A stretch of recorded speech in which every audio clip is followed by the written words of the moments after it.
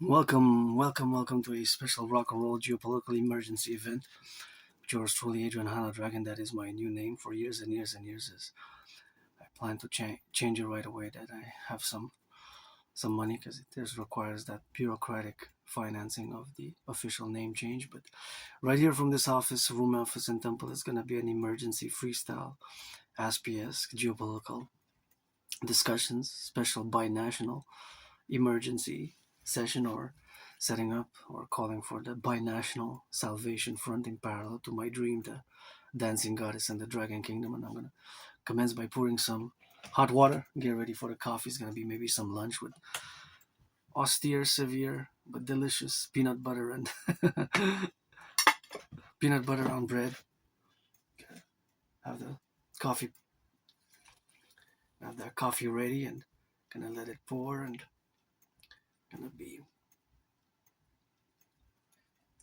gonna let it filter over there in the corner.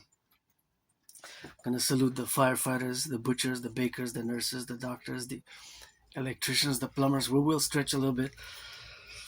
At the same time, recommend some stretching for the firefighters, the butchers, the bakers, the nurses, the doctors, the electricians, the plumbers. I'm smiling now, but I spend a little bit of few hours kind of moody, you know, no longer depressed and suicidal. That's long in the past for me. I spent a few years depressed and suicidal, and I got out of depression 2017 in August, September when I crossed Canada coast to coast, coast to coast. So that's a big event which I'm about to celebrate on August 15th. It's going to be 9 years, and I started my fitness journey. I recommend all in regular physical exercise.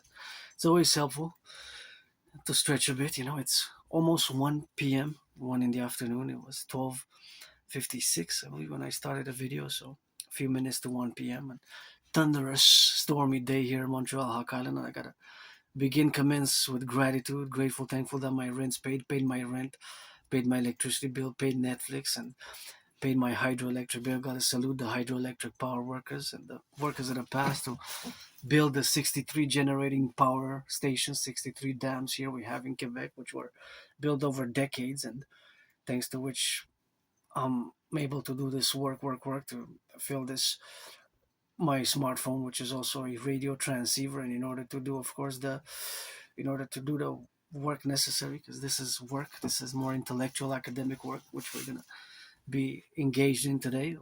So it will be officially 13 days. Official title could be 13 days till August 19th, in parallel with the binational Salvation Front. And I have to mention that I'm undergoing double 40-day rights till September 11th, which is the new deadline for me, personal deadline. September 11th to do a mass major cleaning, summer cleaning, and of course to retrieve some archives from that I need to set up some archival retrieval engagement procedures.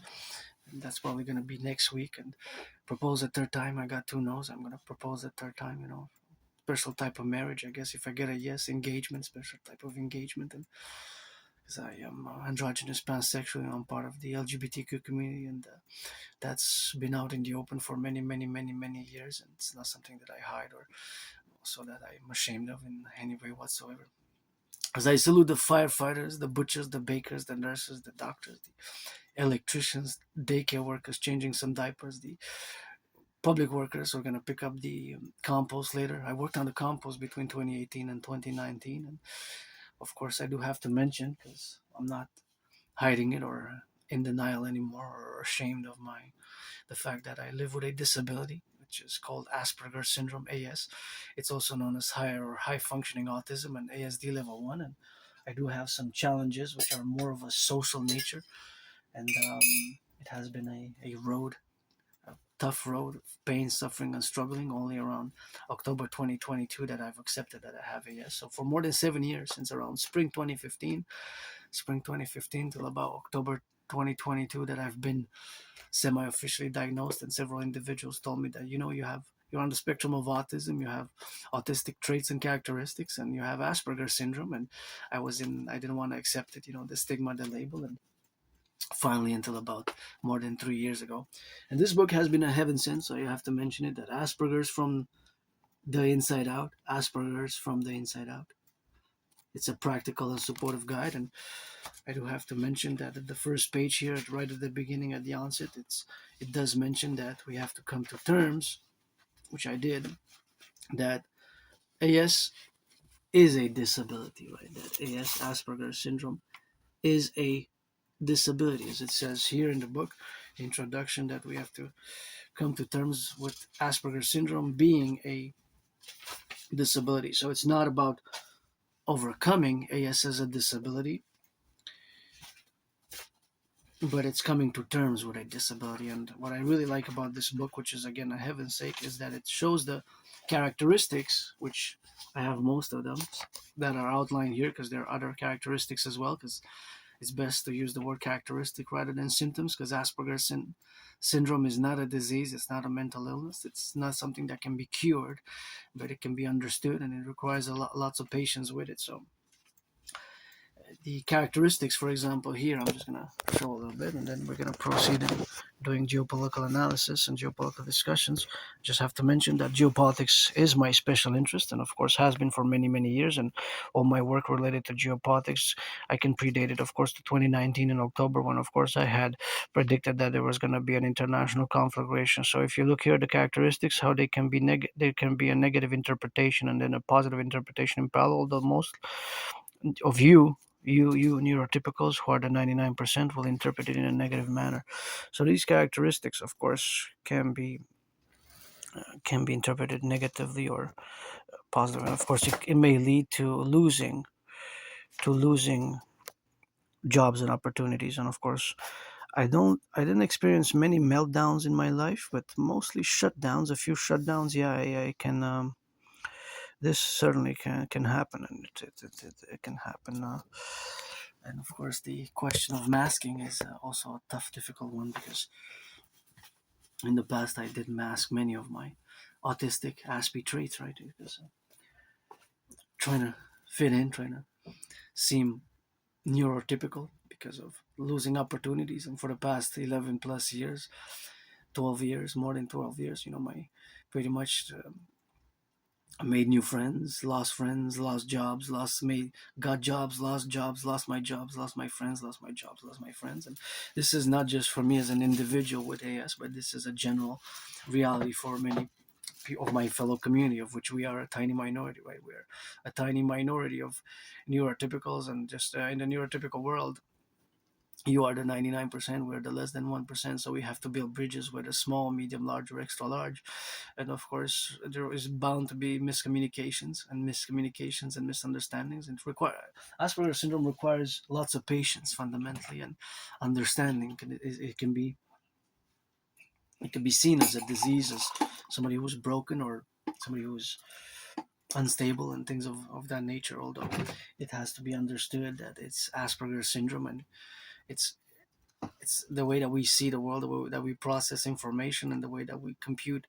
Our brains are fundamentally different, right? Our brains, and no, not all Aspies are computer science geniuses. I'm just beginning in computer science, and just beginning in telecommunication studies and computer science. But I love mathematics. I'm no Claude Shannon or Stefano Dobleja, but I always do mathematical calculations, mathematical, as you can see from my videos, that my brain is constantly calculating and doing mathematical estimations, proportions, and probabilities, which are based on mathematics and science, right? Although I'm no scientist, no great mathematician, but like many Aspies, I am above average, and I constantly do it, right? Even this morning, I was laughing at myself. I learned to laugh at myself because I woke up and I was early. My alarm went off because of last week. I went to do some volunteer work early, and next week I'm gonna go doing it again. So I didn't turn off the alarm. And I woke up and I was in bed meditating, and I was laughing at myself because I was trying to estimate how many trucks there are and what is the distance that's gonna that they will traverse all the trucks that are in Canada and the United States across the 50 states, 10 provinces, and 3 territories. And of course, there's estimated probabilities that all the trucks that are going to be unloaded and loaded uh, in that particular time frame. So I said from 8 a.m. in the morning EST time till 9 a.m., and then from 9 to 10 and so on until 3 p.m. So of course I don't know the number, but I can compute it and estimate it from what I know, from the intelligence and the knowledge that I do possess. So those probabilities and estimations, and I laughed at myself. I said, if I'm having a discussion with only a few that would be interested in having such a discussion, right? Only a few, but I guess for the few to us, tiny minority, to build bridges with you neurotypicals, small bridges, medium-sized bridges, large and extra large bridges, or large bridges, medium sized, large bridges, and pardon? Yeah, it started raining. Yeah, no thunder. Thunder's supposed to be severe thunderstorms. I'm gonna be busy until about 2 o'clock. I'm doing a video. So cheers to the firefighters, the butchers, the bakers, the nurses, the doctors, the electricians, the plumbers, the daycare. I'm gonna be busy until 2 o'clock. I'm doing a video. Yeah. There's an emergency, just let me know. Don't forget to take the supplements, eh? Okay.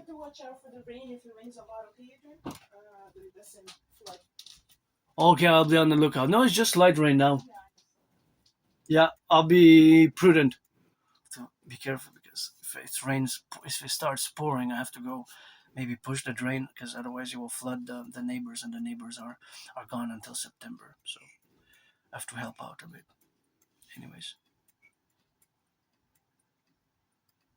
cheers for the firefighters, the butchers, the bakers, the nurses, the doctors, the electricians, and the welders, the train conductors, and all those who are involved in the production, distribution of food. And that's what it is with that, of course, with this is the relationship. I mean, there's the son who might do it, but if the son's not there, it's going biking or whatever else. I have to do it myself. So, anyways, that's just because it's the stormy weather. So, yeah, to the firefighters, the butchers, the truckers, the warehouse workers, daycare workers, and plumbers, and construction workers, crane operators, dock operators, those pilots, those jets, of course, the public workers who are gonna pick up the garbage now, keeping our streets clean. And it's always the rock and roll for the 10, the 50, and the 3, always Integree for the 63. So we're gonna rock and roll emergency North American Collective, a little bit of mathematics in between geopolitics, and geopolitics with mathematics and rock and roll. So encourage all to work out, train, exercise. We're gonna rock and we're gonna roll, and maybe I'm gonna have some of this lunch.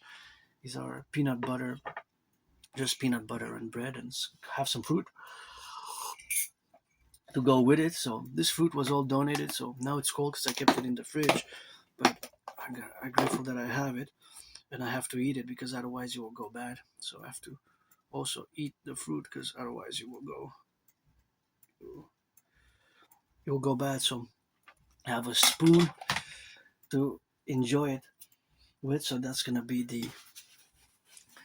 my lunch: fruit, bread, and peanut butter. So in relation to fruit, bread, and peanut butter, I'm gonna do some mathematics, and then we're gonna go a little bit into geopolitics. So at this moment in time, today is August 6th, 2026.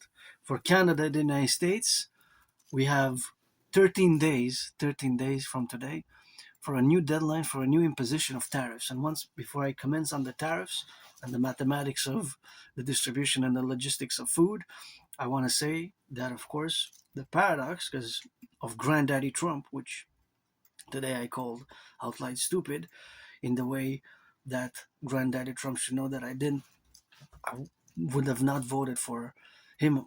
But, however, the procedures to much of my ideas, theories, protocols, initiatives are a paradoxical matter from the US perspective. Admission to the Union long before Trump got reelected 2 years ago. Long before Trump got reelected, I was discussing these theories, protocols to fuse Canada and the United States, because the king is absent. Uncle Carney pledged allegiance to the King of England. Think about that. Uncle Carney pledged allegiance to the King of England. That gotta go.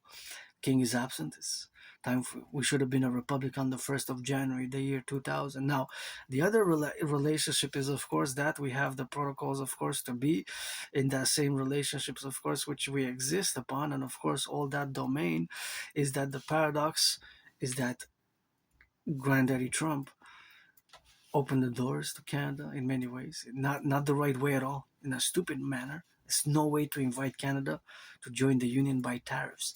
Should have I should have been counseling on that, how the way to do it, the proper way to do it, by throwing mass parties, by throwing join the union parties across the 50 states with the universities, with the sports leagues, the NFL, the NHL, MLB, NBA. Please reduce the ticket cost.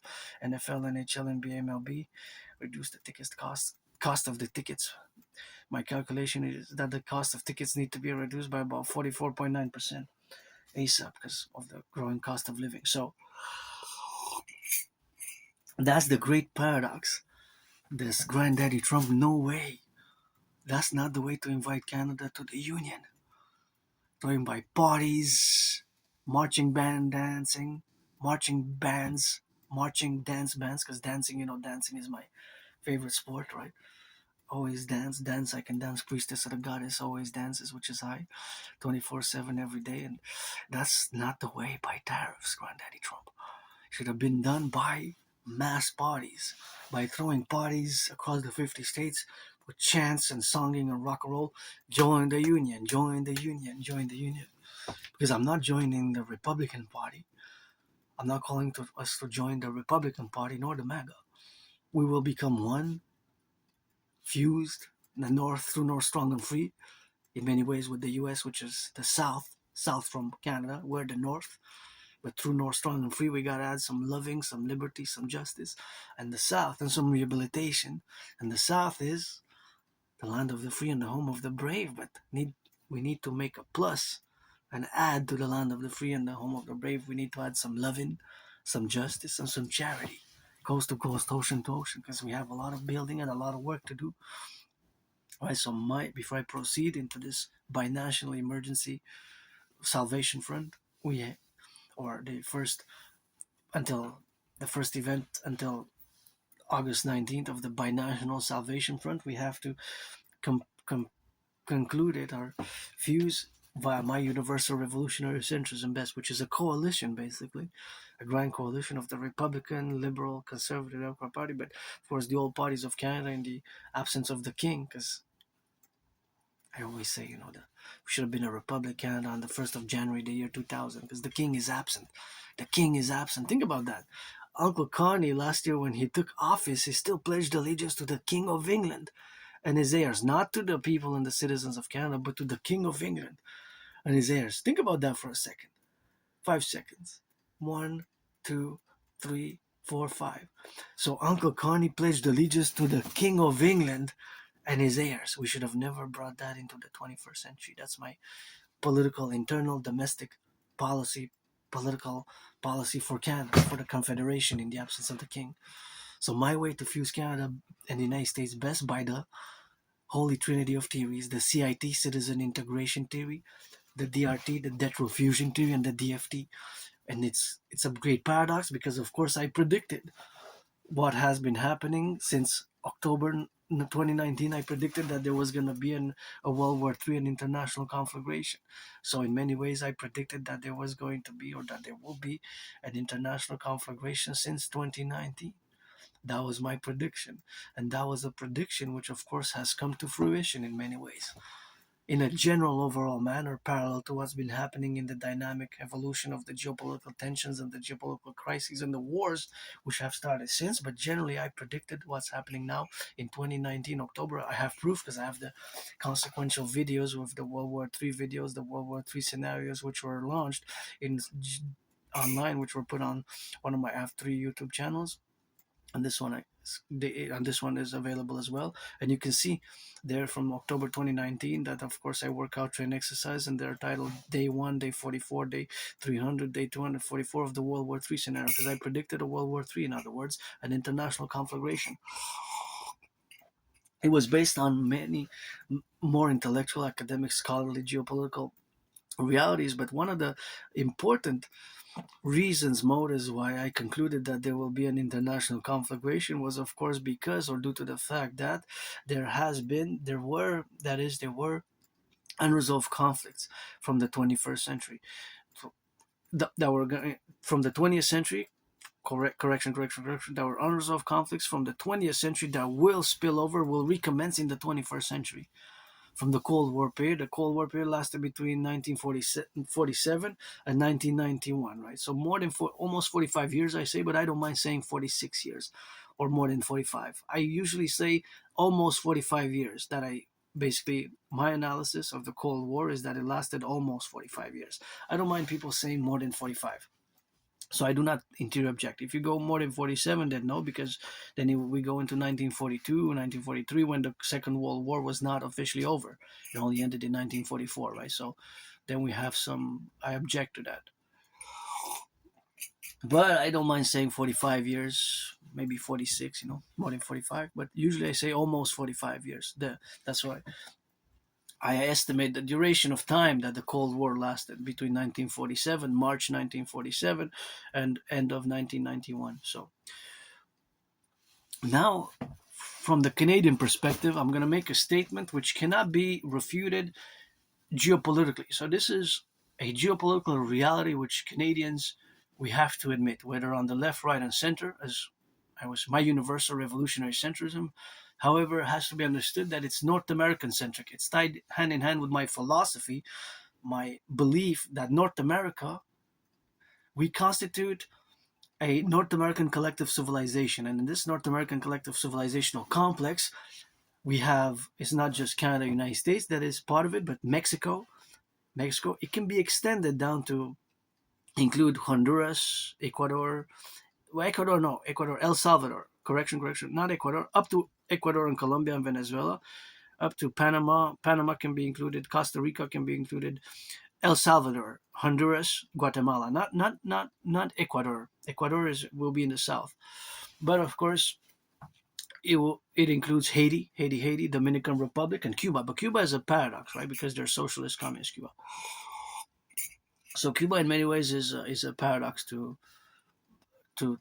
that is part of the North American collective. And within this North American civilizational collective complex, we have Canada, United States, which the twins, the North and the South, in many ways of this collective, are, or we have, a common manifest destiny. What I call a common manifest destiny, or the grand common manifest destiny.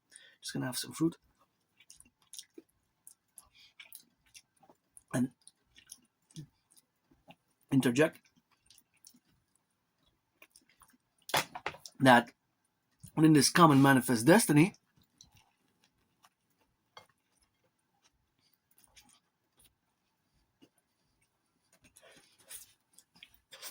which is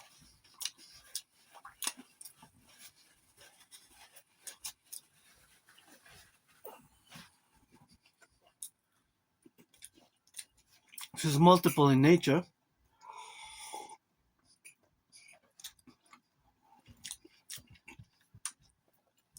fusing is one of the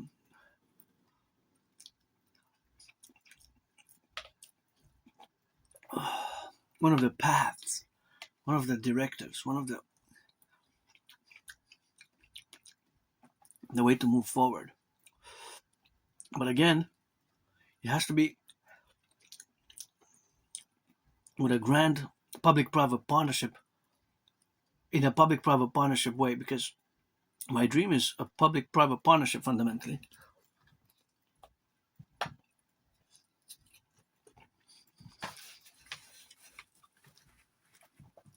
So now, as we are to be thinking about it or express it or discuss basically where we have arrived today on the 6th of August 2026. So myself am financially stressed. My only stress has been financial, but the paradoxical fact that I'm part of this tiny minority, Aspies, people with AS Asperger's, there's not a lot of us in the world, right? We're less than 1%, and we're less than 1% of the North American population. And one of the problems, for example, for my community, to interject, is high unemployment. Although there has been some progress in Canada and the United States, in North America. In the 90s, in the early 2000s, the unemployment rate, which was a monster, still is a nightmare, was higher than 90%. Think about that. Underemployment, or unemployment, higher than 90%. Now 90% is 9 out of 10. Today it's around 80%. So between 7% and 11% has been some change in the positive direction. So more, in other words, more Aspies have been hired in the past 25 years than in the 90s, late 90s, and early 2000s. So the unemployment percentage dropped, but still today is still around 80%. 8 out of 10. And again, it's not a problem that we get the jobs, but because certain characteristics and traits, such as certain body movements, stimming, and the way we interact, although I cultivated genuine goodness and politeness because I don't have antagonistic, hateful, resentful feelings towards the neurotypical population, none whatsoever. And of course, I always ask to improve the employment population for Aspies, the give Aspies a chance for employment, and there has been progress. So slow but steady in many ways, a snail pace, but there has been some progress. It has been a snail pace progress, but nonetheless, there has been progress in how Aspies have been have been offered more employment opportunities, right? More job opportunities. So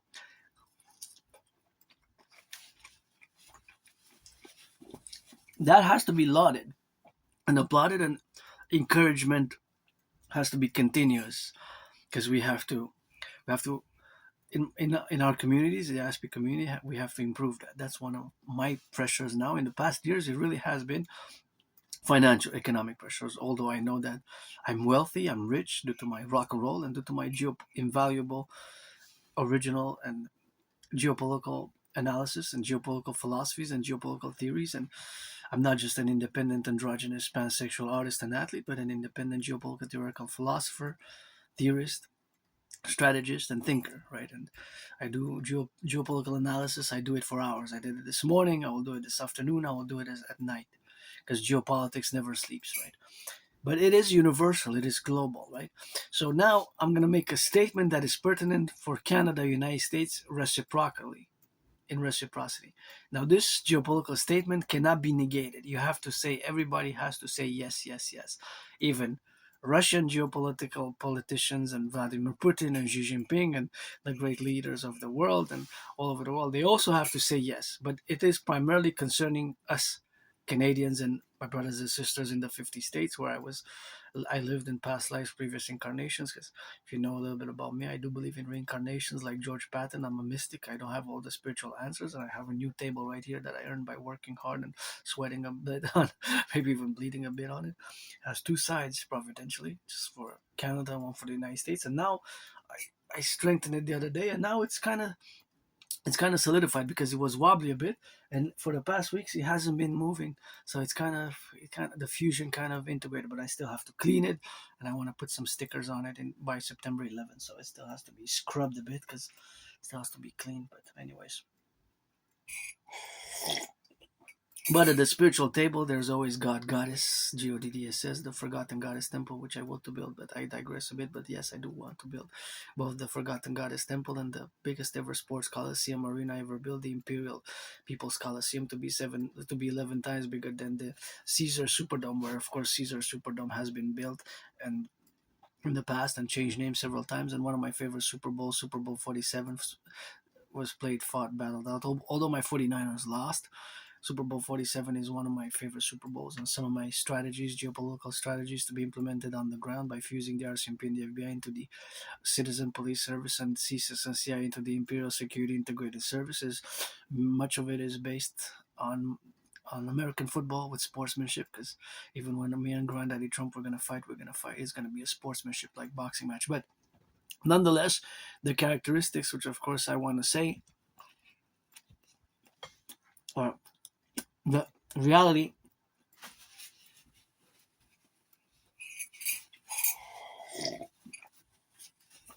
which I want to present are is this. So you cannot negate this statement. It cannot be said no. It cannot be negotiated with. For Canada, the number one country that is the most important to build as a nation state, independent nation state, to build economic, social, financial, military, security, cultural, and diplomatic relations with is the United States. Number one. The United States, although you have a border with Mexico, still is with Canada. That the United States has to, you have to aim all politicians on the left, right, and center, Republican or Democrats, it has to be as foreign policy. The number one foreign policy, the country with which you have to work to establish the best economic, social, financial, military, diplomatic, economic, social, cultural, military defense relations with is with Canada. And vis-a-vis Canada, vis-a-vis the United States vis-a-vis Canada, although you have a border with Mexico. You cannot say no to that statement because of our common history, our common manifest destiny, and the geographical reality. To the east, we have the Atlantic. To the west, we have the Pacific. To the west, we have the Pacific Ocean. To the east, we have the Atlantic. And soon is going to be 9 years since I crossed Canada coast to coast. Coast to coast. 9 years it's going to be soon. So 9 years, that's when I got out of depression. And I was depressed. I was suicidal, really, for a few years. When I go, I don't have nostalgia myself. There's no nostalgia whatsoever. There's no nostalgia for me whatsoever. I have no nostalgia. When I go back in my past, I was depressed, suicidal. I lived in a moldy place years and years ago.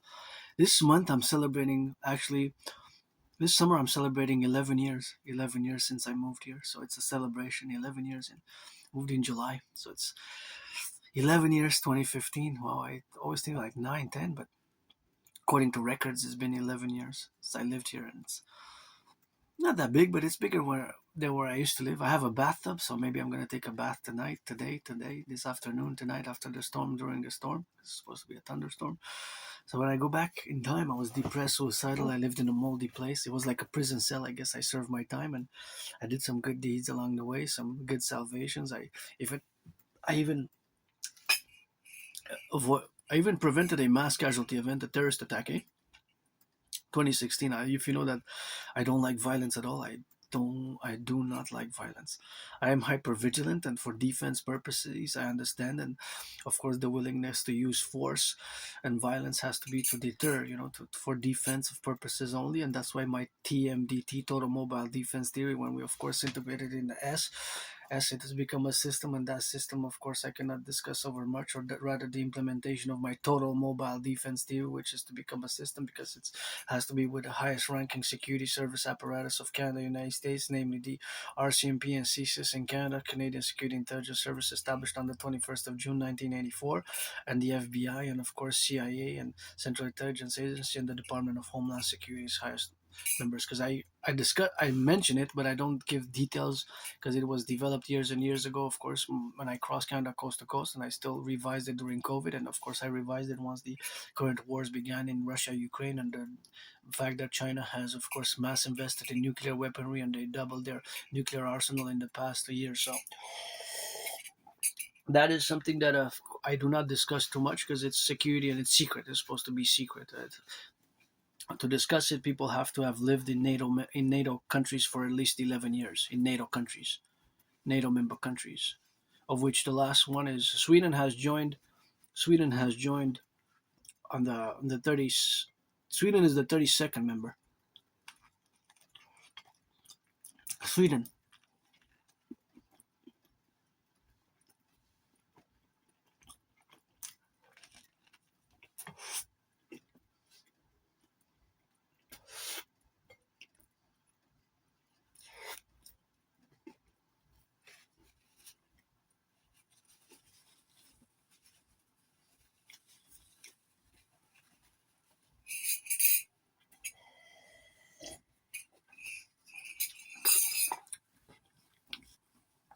Sweden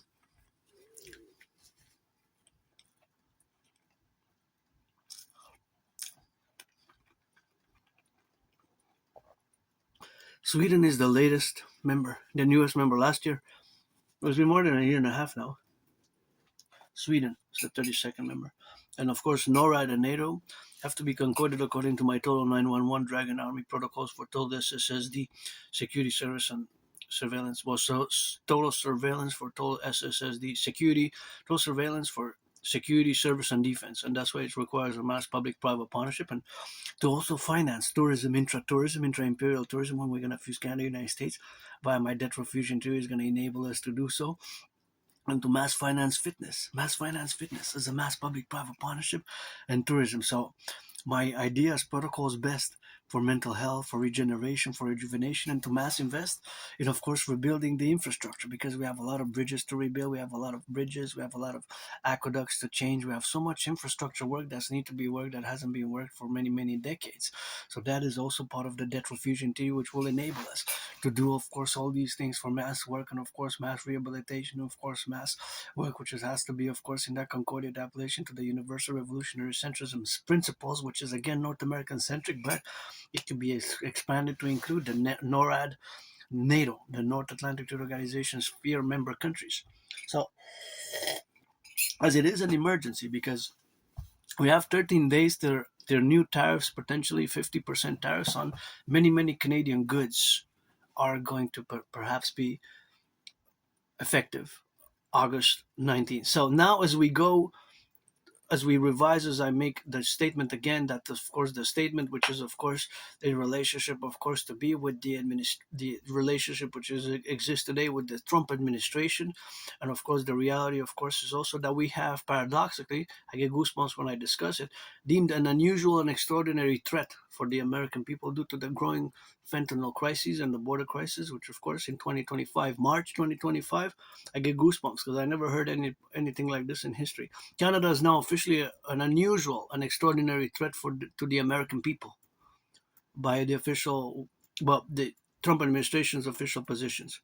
Uh, of course, we have, of course, the administration, of course, the relationship which exists now is always the reality that they have concorded to the mass general North Americans collective's interest. But the reality is, of course, that the one of the causes mentioned thereof why we are deemed as an unusual and extraordinary threat is also the fact that we have super labs in Canada, drug super labs. And it made me reflect or meditate to the fact that before March 2025, a few months before October, just before Trump got reelected, October, well, actually during, before October 25th, 2024, October 25th, 2024, the RCMP dismantled the biggest ever drug super lab in Canadian history in Surrey, BC. And this drug super lab contained enough fentanyl to kill the population of Canada twice over. So I get goosebumps when I discuss that. Think about that. And this was operated by a transnational criminal syndicate. So in many ways, the RCMP and the CIS warned for more than a decade. They were warning about the transnational criminal syndicates taking root in Canada. And of course, the foreign interference, foreign influence, and more espionage cases have been unfolded. More Canadian espionage, spying on here in Quebec, in Hydro-Quebec plants, and others which have had a real impact on the relation, of course, with China. The Michael Kovrig situation. Well, the two Michaels, Spavor and Michael Kovrig and Michael Spavor, which were detained in China. Now, that has, of course, subsued, but that was a big diplomatic stalemate. And another point in this reality is parallel that just a few months later we were designated an unusual and extraordinary threat. But just a few months earlier, the RCMP, and good job the RCMP, they dismantled the biggest ever drug super lab in Canadian history in Surrey, BC. They found enough fentanyl to kill the population of Canada twice over. Imagine, more than 88 million people. That's just one super lab there was enough fentanyl to kill the population of Canada twice over. Just think about that. Something doesn't add up. More and more I've been designated for the past years, even before this happened, the drugs, the fentanyl and the other laced drugs that are on the black market are on the black market because we legalized weed. Weed and cannabis is legal since 2018 in Canada. I even have bought 3 years ago. I still have 2 joints that are rolled that I haven't. I rolled them like 3 years ago and I never smoked them from legal cannabis. Maybe Elon Musk can come on the mountain. I can give it to him and we can discuss satellite telecommunications and work on some public-private partnerships because I might not share many of the political views with some people, but on certain things I'm able to make a compromise and work with for the greater good, and especially in charity for food security, especially in, if I would buy electric myself, an electric car, because of course I'm well aware of the fact that 95% of cars still run on gas.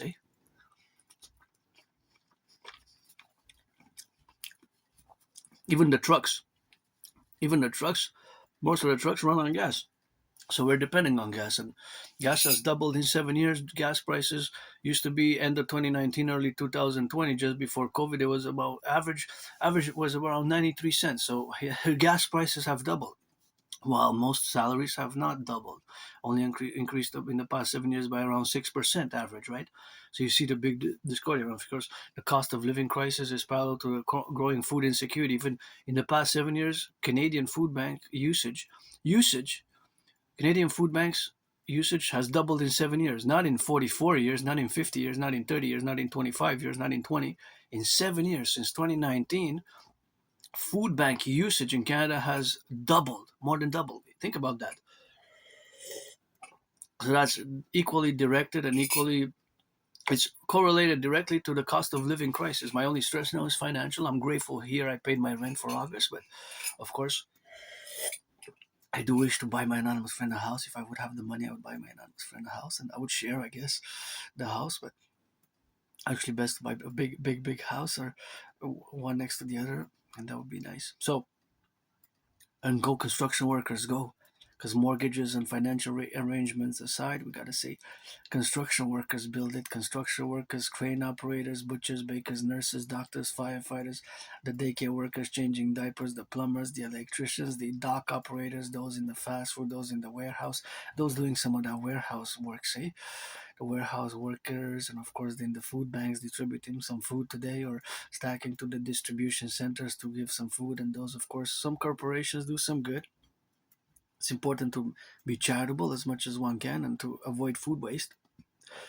I worked on today's compost day, Thursday today, so it is compost day here in Montreal where I live. So I worked on the compost. I had many jobs. One of it was working on the compost. So again, the statement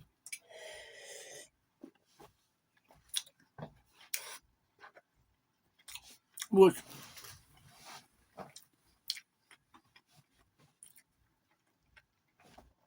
which is important to say yes to.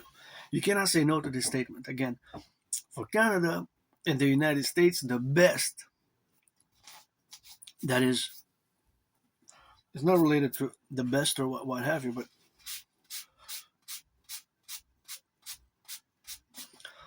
is not an optional best, or it's not to be termed in any qualitative manner, right? It's just a geopolitical statement that you have to quote it with a yes. You can't say no, and you cannot say maybe. You cannot even say maybe.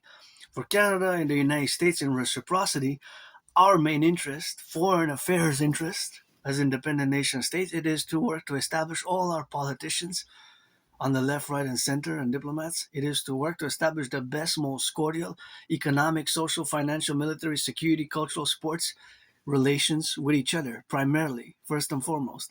Right? That is just the way that it is. You cannot, because again, of our common historical backgrounds, common manifest destiny as well in parallel, but also because of the fact that we have two oceans, the Atlantic and the Pacific. We have the Pacific and we have the Atlantic. So to the east and to the west and to the east. So those, of course, are the two real geographical realities that of our the way of our geography is entered or encircled by two oceans. To the east, the Atlantic; to the west, the Pacific.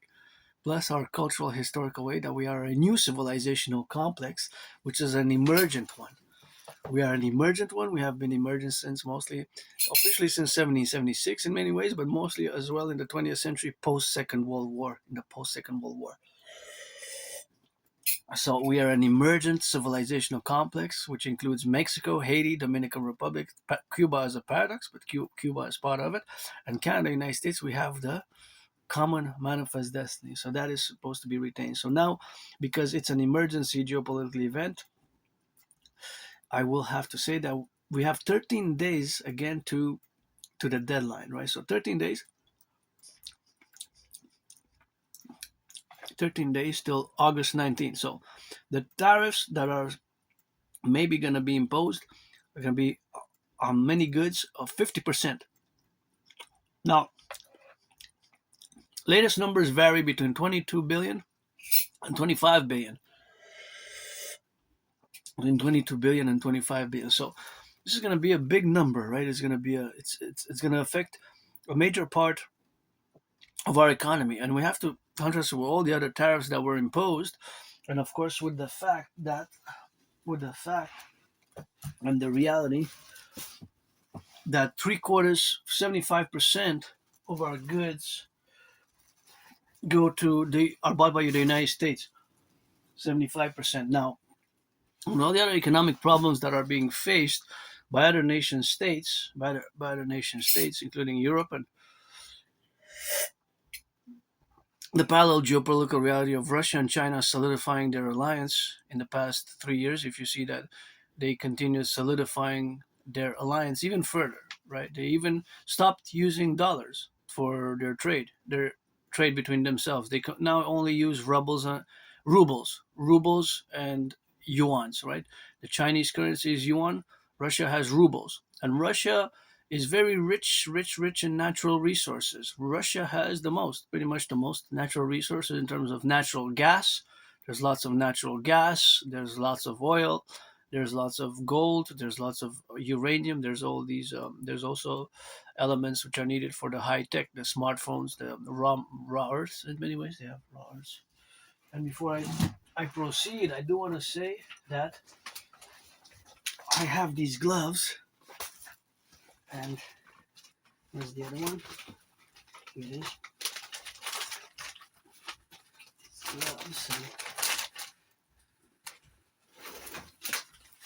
These gloves, which I am actually auctioning for $1 million, as I'm auctioning everything that I'm having here for my September 11th, and my anonymous friend gifted me these gloves in 2018. So since 2018, I've been challenging Granddaddy Trump to a boxing match.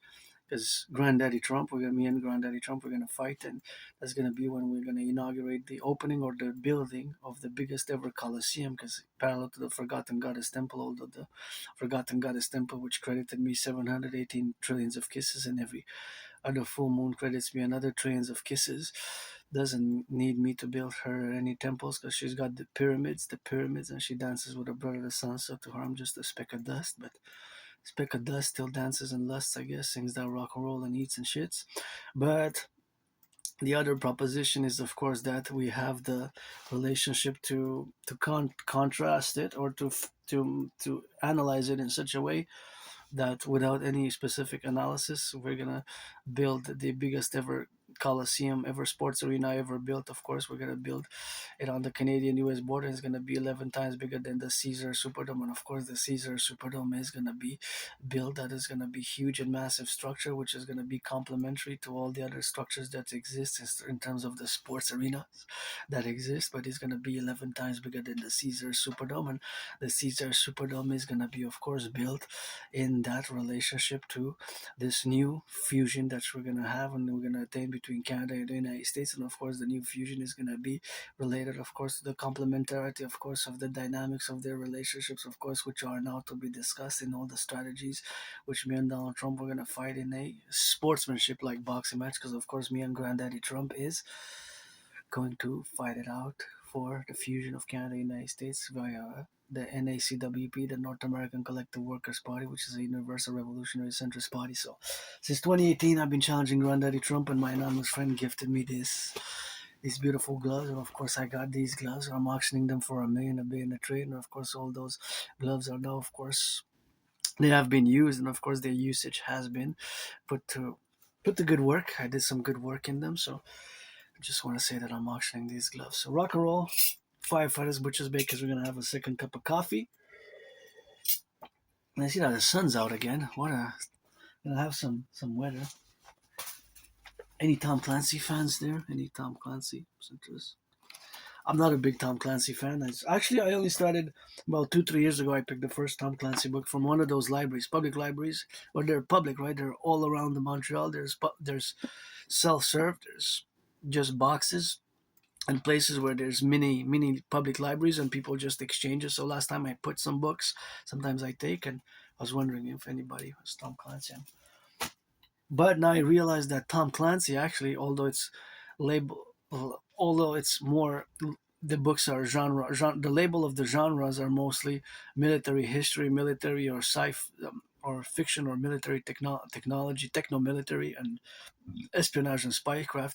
I would add the genre of geopolitics, which is my special interest. And for years and years and years, I've been working in geopolitics. And if you mention those, if I mention this regard, I think many would agree that, yeah, Tom Clancy, indeed, his books, you could have the genre of geopolitics. Geopolitics should be a genre which which should be included into the genre that Tom Clancy's novels are.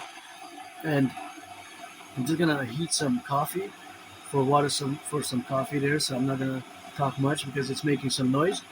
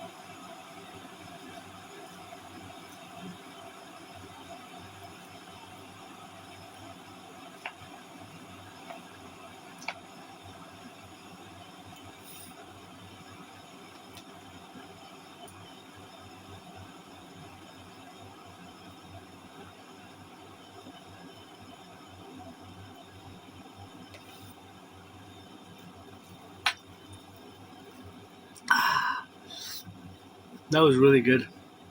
So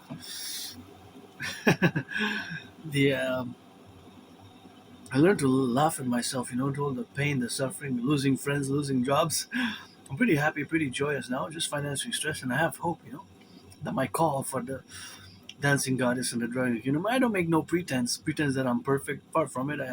I still, I had to learn the hard way with my Asperger's syndrome, with my difference, because I'm different, and I cultivate a genuine politeness and goodness and kindness, but sometimes can still be pretty direct. So if you're 18 plus, I've been discussing it for years and years and years now. You can check back for 7 plus years and 8, 9, 10, 11 years in my videos, but I'm not looking for anything serious. Just if you're 18 plus, black or white or a man or a woman or trans friendly, and man, trans woman, and black or white or rainbow, I'm pansexual. So friends with services, but you got to be legal in all the 50 states and the Canada. I guess we're going to put it 18 plus to make a 19 plus.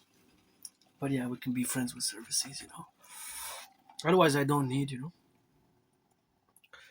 paid my rent, paid my electricity bill, and got coffee, got food, and I love math. I love dancing. Dancing is my favorite sport. And geopolitics, we can discourse, we can analyze, we can interpret. I don't debate or argue much. I don't like to. If I don't know, I don't know. Or if I'm in doubt, I will say I'm gonna double check. And I make mistakes. I made plenty of mistakes, but I did predict what's happening now, based on several layers of interpretation, of course, of analysis, which were fundamentally geopolitical, and of course now is where we are. The Concordiat, of course, to fuse Canada, United States via the Trinity of Treaties, as it is an emergency geopolitical event. Again, on the 19th of August, if the tariffs hit, it's going to be a hard hit. So whatever we calculate, the math, of course, is the fact of the mathematics of the financial realities, is that three quarters, 75% or more of our exported goods go to the US market. So neither country, nor region, nor the EU would be able to absorb or buy from us more than 5, 10, 15% to account. Let's say 15%. So that would be 75% minus 15%, let's say. It will still be 60, two-thirds ratio. Right? So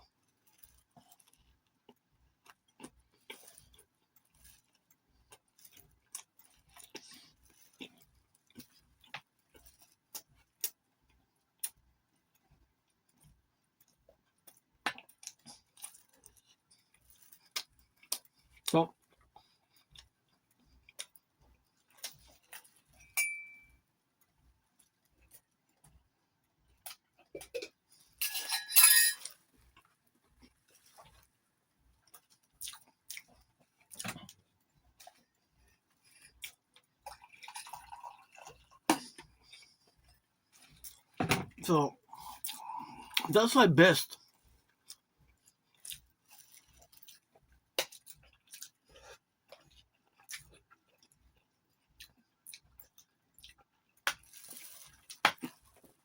That's my best to implement my Trinity of theories, The Trinity of theories. The CIT, fuse the FBI and the RCMP into the Aspiesque, get rid of the border, do a great census, mass finance tourism, and rebuilding of the infrastructure via the debt refusion theory. The DRT, the debt refusion theory. So the debt refusion theory, again, I discuss it in the videos. You have to get acquainted with the general overview of the videos, which of course I do make. And of course that is the great salvation of the binational salvation front, basically is to implement my Trinity theory. So that's why this first video, until the deadline of August 19, could be said as the binational salvation front. To have a mass public-private partnership is going to be a PPP, or public-private partnership for total internal SSSD. That's what require my Scorpio brother Bill Gates, and all these institutions and organizations. Flock Safety, Microsoft, and Blackwater. But Blackwater is now changed their names though. I'm just naming some institutions like that, but it's public and private partnerships. A mass PPP.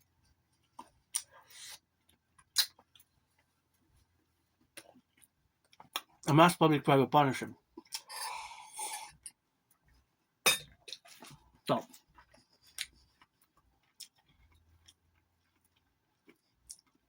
So, now, of course, I'm going to interject some math questions. Now, math estimated proportional meditations. Now, across both Canada, because I always put it for the 10 provinces, 3 territories, and 50 states, that's why it's best 63. 50 plus 13. 13 plus 50. 63, 13, just like the original. With some, of course, great concessions here and compromise, because, of course, in Quebec, we made the great linguistic compromise of the French language. And, of course, that great linguistic compromise of the French language is something which has to be continued. And that continuance is, of course, something which, of course, has to be implemented. And that implementation is, of course, to be trans-borderly in a binational way. And that's why, of course, I'm discoursing, or I'm reintroducing the binational salvation front, or introduction to the binational salvation front, which we must set up as the concordiate to all the ideas and principles put forth in the Universal Revolutionary Centrism, which embodies and incorporates a mass public-private partnership to fuse Canada, United States, and fuse the FBI and the RCMP into the Citizen Police Service, and the CSIS and CIA to the Imperial Security Integrated Service, and of course create the UE, Universal Exchange Unit, U.Universal, E.Exchange, U.UE, the Universal Exchange Unit, and to have this mass census be done and mass finance via the implementation of my debt refusion theory, which will enable us to mass finance tourist activities four times a year, 4 nights, everything included across Canada, United States, as we're going to fuse. And to all who are 16 and over, this will regenerate, and regenerate the world. And we're going to mass open it up, and we're going to, of course, mass public-private partnership. And for joy, for inclusion, we're going to have the Dancing Goddess Army, the DGA, to dance for the environment, because dancing is my favorite sport, as the Imperial Security Integrated Legion, the Dragon Army, aka the Dragon Army, also known as the Imperial Integrated Security Service and Defense Legion, vis-a-vis parallel to the Dancing Goddess Army. The Dancing Goddess Army to be the Imperial Dance League, of course, in the concordiate, of course, of which we have, of course, the manifestation of that plurality, and of course all that relationship is, of course, to be now in the faculty, of course, of the dynamic, where we are the incorporations of this great strategy, of course, to adopt the CIT, Citizen Integration Theory, the DRT, Debt Fusion Theory, and the DFT, Democratic Fusion Theory, and of course in the relationships, of course, that exist in the upper vision, of course, creation and fusion thereof in the general overall manner via these Trinity theories for the New World Order to be concorded to the North American collective and our common manifest destiny between Canada and the United States. So let the Imperium of the 63 rise, let our empire rise and be. For me, for you, for us, for the butchers, the bakers, the nurses, the doctors, daycare workers changing diapers, the firefighters, the electricians, the plumbers. Let's do some math together. Because I love math. I'm no Claude Shannon or Stefano de Bleja, but I always do math. Now there's an exact Okay, so I'm going to pose a mathematical question. Now, if you're on a budget, you have to buy the most affordable peanut butter that you must save money and it must last you a long time. Now, you have 3 cans of peanut butter. Which one is the most affordable? Or which one would be the best to buy? You have a peanut butter that is 454 grams. It's basically, let's see how much is this peanut butter. All that I used, of course. Let me see. Okay. 500 grams. 500 grams. 500 grams. So you have one peanut butter jar that's 500 grams. 500 grams. One peanut butter jar is 500 grams for $5.99. You have another peanut butter jar that's 1.2 kilos for $9.99, and you have a peanut butter jar that's 2.4 kilos for $15.99. Which one is the most affordable? So basically, you have to calculate which of those three do you get more grams per dollar Which one of those three you get more grams per dollar? And this can be also done with coffee another way. So for example, if I do it with coffee, which of these three is the most affordable? You have one pack of coffee that's 225 grams for $6.99. You have another pack of coffee which is 1 pound 454 grams for $9.99, and you have finally 825 grams for $13.99. Which one is the most affordable of the three for you to buy? So in other words, which one will be less per, well, which one you have more per dollar? Which one out of those 3 packs, which one, if you buy, which one of the 3 packs gives you more grams per dollar, basically, more grams per dollar, right?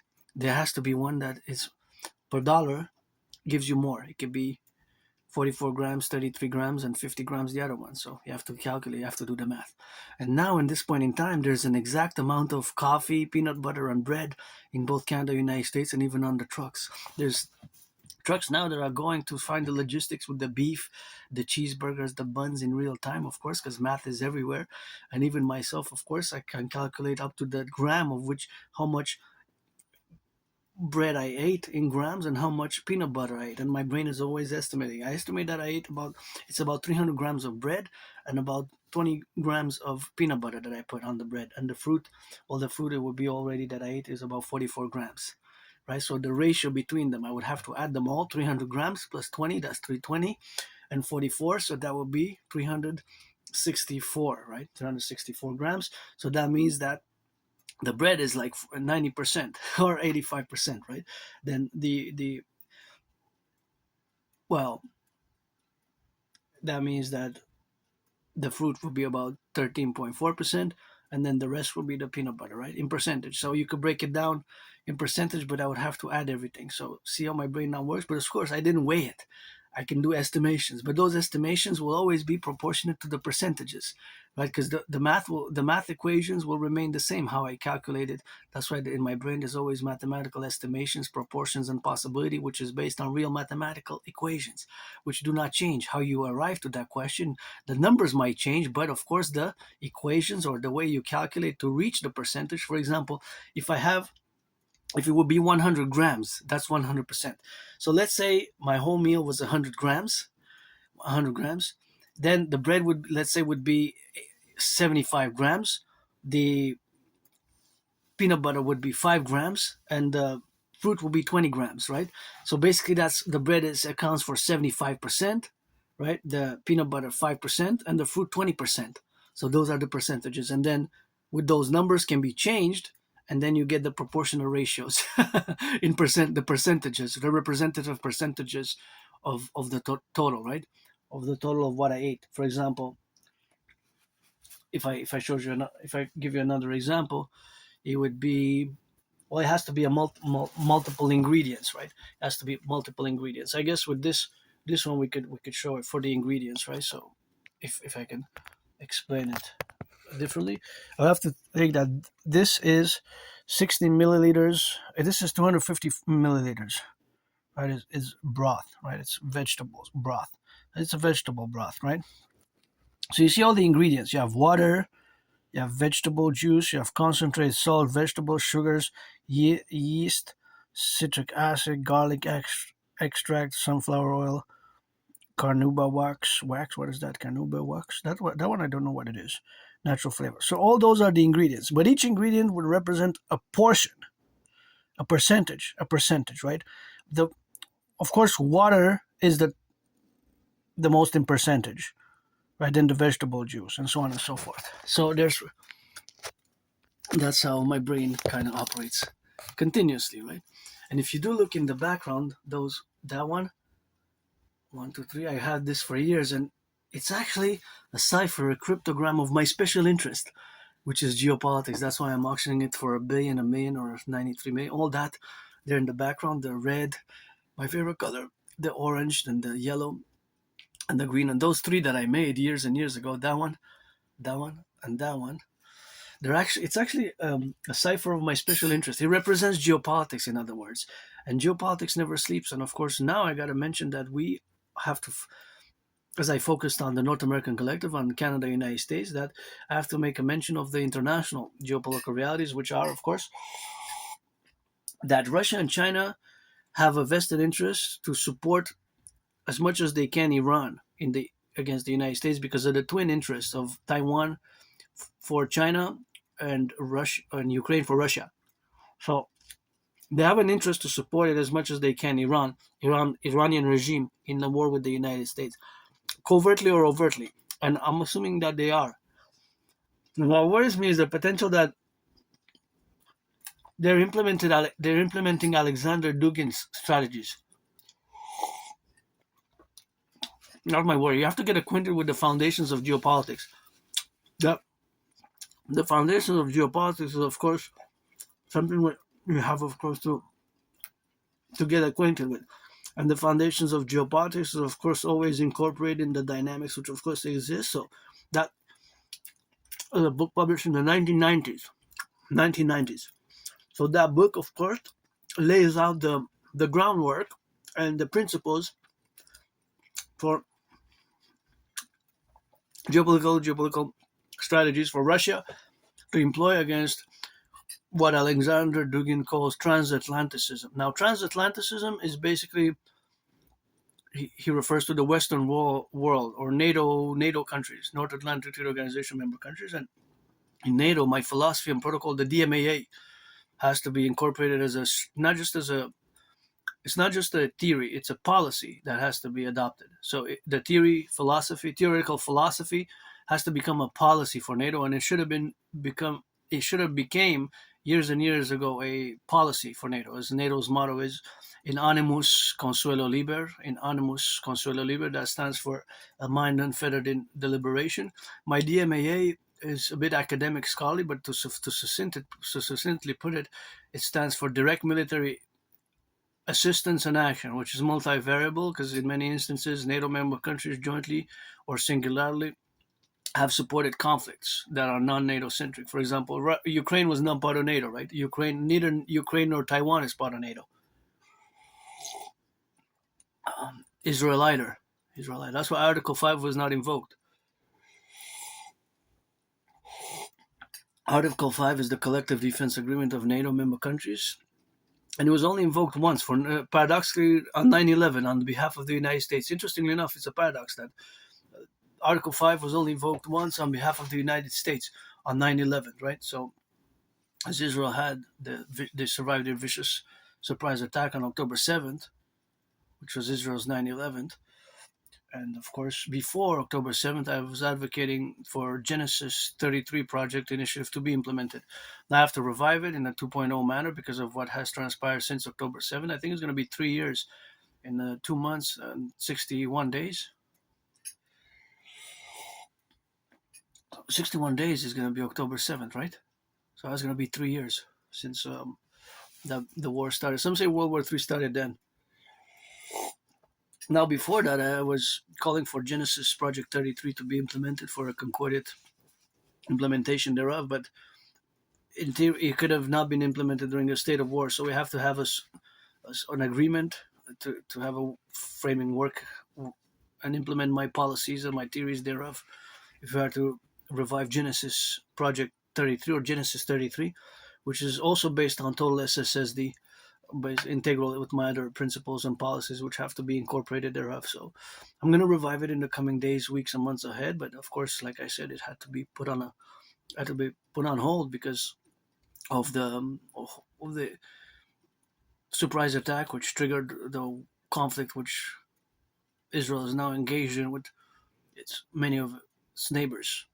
Right. So as we have attained a ceasefire, we are still in waiting on what is going to happen in Gaza, because of course there has been some agreement that was discussed about 6 days ago by the Trump administration, but we still are not clear how, if it's started already to be implemented, if when it will start, and if the ceasefire will go proceedingly according to the plan, to the points that were negotiated, which is a disarmament of Hamas, which uses those tunnels, because only about 25, one quarter of the tunnels were destroyed. I'm not going to specifically discuss that specific conflict, but I will go back to Alexander Dugin's strategies that in relation to the Iranian conflict, which is happening now, that Russia and China have an interest to overtly or covertly support Iranian regime as much as they can. And Russia and China, they realize that together with all the other nations and their organizations and institutions such as BRICS, and of course the Belt and Road Initiative, and of course the Shanghai Cooperation Organization, other institutions and organizations which they coalesce together, and their bilateral union and bilateral support, military, economic, financial support, and their solidification of their alliance, Russia and China, they realize that they don't need the United States. They realize that they don't really need that. They do not really need the United States, and that's why they have their twin interest: Russia in Ukraine and China in Taiwan. And so, as we are here, or as I'm discussing or launching, reintroducing, reviving the binational Salvation Front as we approach August 19th, which is in 13 days, that we have to implement my Trinity theories, as I'm going, of course, a deadline to September 11th and going on a 40-day ride. And maybe I'm going to get a late beach body, but I guess some Dragon versus Storm. That was it for today. So encourage all to work out, train, exercise. Got to salute the butchers, the bakers, the nurses, the doctors, the firefighters, the plumbers, electricians, those truckers on the road, those making some sandwiches, some cheeseburgers, some hamburgers, the cooks, those daycare workers changing diapers, the public workers changing the aqueducts, and all those involved in the production, distribution of food, the crane operators, the cleaning workers, the cooks, of course, the transportation workers, those in the fast food, those, of course, in the warehouse workers, the dock workers, the dock operators, of course, all those NACWP, the North American Collective Workers Body, and ready to rock and roll.